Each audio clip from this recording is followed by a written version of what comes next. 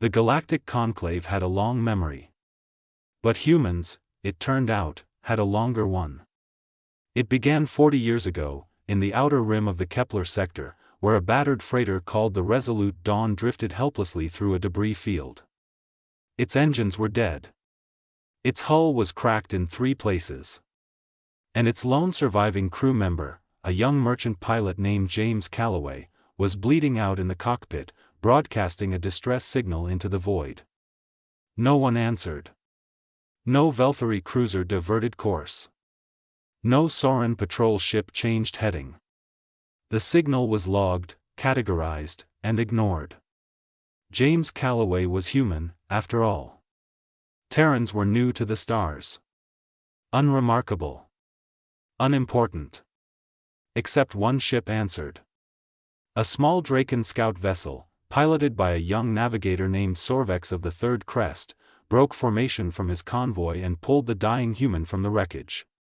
He spent 3 days of his own rations keeping James alive. He delayed his mission. He risked a formal reprimand from the Draken High Command. When asked why, Sorvex said simply, he was alive. That was enough reason. James Callaway recovered. He shook Sorvex's 4-fingered hand, promised he would not forget, and flew back to Earth. The galaxy moved on.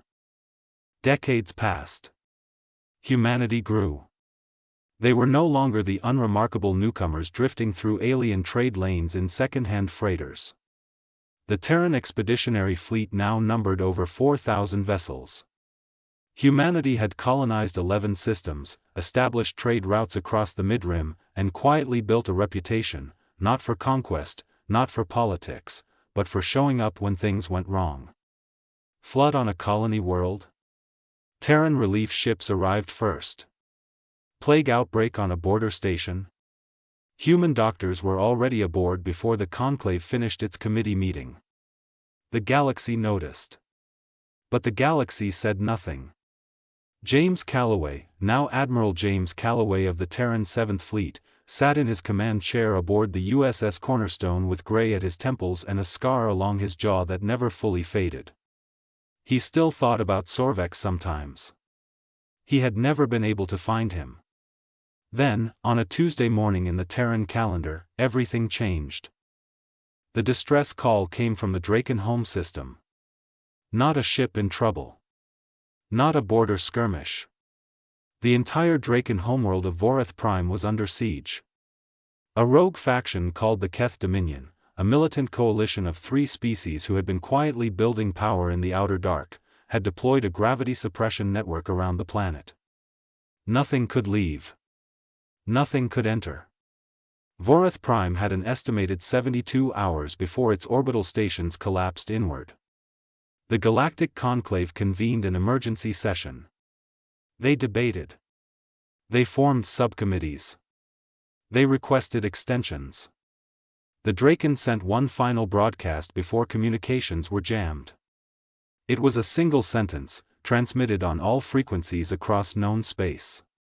To any vessel capable of response, we are dying. Admiral Callaway received the signal at 0340 hours. He read it once. He set down his coffee.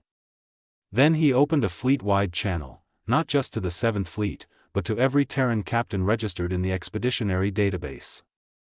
Active. Reserve. Retired. Civilian contractors with converted freighters. Research vessels with no weapons at all. His message was 11 words long. The Draken are in trouble. Who's coming with me? Within 6 hours, 4,217 Terran vessels had responded.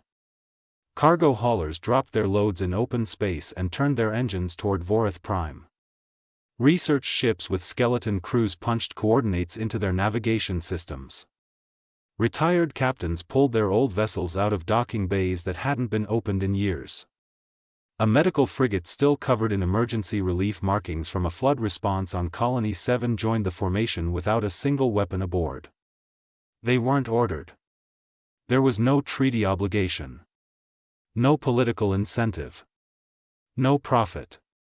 They came because a message went out, and humans don't ignore those. The Keth Dominion Gravity Network was designed to stop military fleets.